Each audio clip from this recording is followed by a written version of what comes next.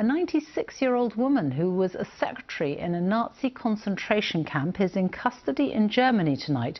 She was arrested after going on the run from her care home to avoid charges of complicity in the murder of more than 10,000 people.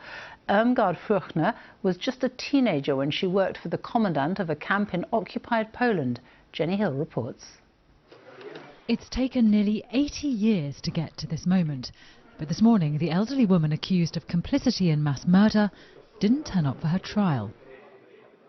Irmgard Fürchner, seen here as a young woman, had called a cab from her care home and disappeared before she was later arrested. It's a lifetime since she worked as a secretary at Stutthof concentration camp. Her lawyers argue she didn't know what really happened there. Today, visitors are left to imagine the cruelty, the inhumanity of the place.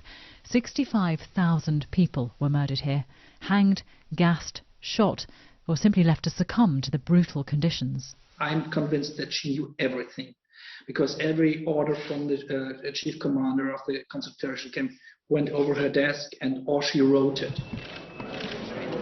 Justice caught up with a number of low-ranking Nazis in recent years. Oskar Gröning, a guard at Auschwitz, was convicted 6 years ago after a previous court allowed prosecutors to charge people like him. And, like former guard Reinhold Hanning, neither man ordered or committed mass murder, but by simply being part of the Nazi machine, they were judged complicit. It's very simple. If someone consciously contributes to systematic mass killings, that's legally relevant, regardless of whether it happened yesterday or a long time ago. But Germany's Nazi hunters are running out of time.